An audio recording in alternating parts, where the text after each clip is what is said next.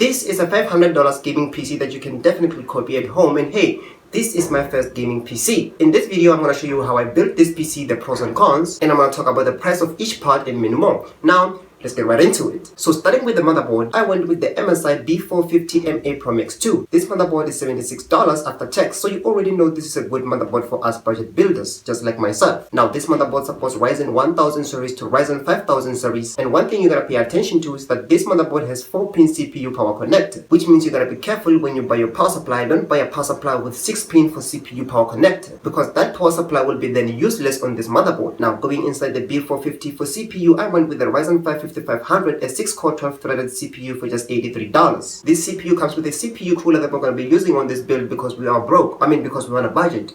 We do budget stuff. This CPU cooler comes with a pre-applied thermal paste, which is again also good for budget builders. But I gotta be honest, this is my first time using an AMD CPU. I wanted to go with an i3-12100F, but that CPU has 4 cores and 8 threads, which is not good for multitasking, video editing, or gaming while streaming at the same time. So for me, the Ryzen 5 5500 was the best choice. Now moving on for memory, I went with this Mushkin Redline 2x16GB DDR4 RAM running at 3200MHz with CL timing of 16 for $60. Now it might not be obvious, but I chose to go with 32GB instead of 16 because I'm not just into gaming but video editing and streaming. It might seem like overkill, but it's perfect considering that this motherboard supports 2 memory slots. It's gonna be more than enough for 1080p gaming, video editing and streaming. Coming up next, we're gonna be installing our M.2. This is the Mushkin Tempest 5 12GB Gen 3 NVMe. This NVMe cost me $38. Yeah, I know it's expensive, but most M.2s are out of stock where I'm from at the time of recording this video. So this was my last choice, plus it was the cheapest for some reason. So this M.2 has read speed of 3300MB per second and write speed of 2200 megabytes per second. Now if you add like $15 to $20, you could go with 1TB M.2 instead. But then again, I'm a budget builder. This is what I do,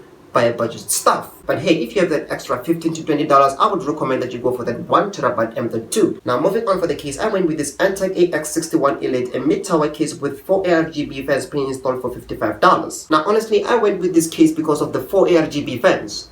Plus it was cheap. Now putting the motherboard in the case is simple. You simply put the IO shield and make sure it lines up with the motherboard and adjust your motherboard standoffs from ATX form factor to micro ATX form factor. Then that is that. Now moving on, the power supply I went with here is the Antec Atom, a 450W non-modular power supply for $32. Now this power supply is perfect for low power consumption systems like the one that I'm building right now. So this power supply has 8-pin 4+4 CPU power connector, which is perfect for my B450. It has 8-pin 6+2 GPU power connector, which would be good enough if you GPUs like the RTX 3060 or the RX 6600. And speaking of GPUs, to pair with the Ryzen 5 5500 for GPU, I went with the second-hand GTX 1660 Ti, a 6GB GPU for $180. Yeah, I know I'm gonna be going to a RTX soon or a RX 6600, but this GPU right now can play any game in 1080p. I wanted to go with the RTX 3060, the 12GB version, but I just figured that hey, I'm a budget builder, I'm broke, and this is what I do. Buy a bunch of stuff. So when I'm done installing everything, I'm gonna do a little cable management, which turns out to be cable mismanagement because this is horrible. Now we're gonna close everything up and do our first boot on camera, which was tear-dropping, I'm not gonna lie. Now seeing this PC boot up for the first time was wild because I've been waiting for this moment for like almost a year. Now this is what the build looks like. Let me show you the specs inside the PC. Now we're gonna go to Task Manager. Here's our Ryzen 5 5500, our 32GB RAM running at 3200MHz, our 512GB PCIe SSD, and our GPU, the GTX 1660 Ti. Now, speaking of GPU, I figured that the LED light doesn't turn on this GPU. I tried resetting the GPU and the GPU power connector, nothing seems to be working. It's probably some loose cable inside the GPU, which is not a big deal. I guess that's what sucks about used products, but hey, I will check it out in the future. But other than that, this GPU is 100% perfect. The temps are pretty normal whenever I play some games or do a little video editing. And I will be benchmarking this GPU in the future, so I suggest you stay tuned. Now, I have a name for this PC. I decided to call it Prometheus.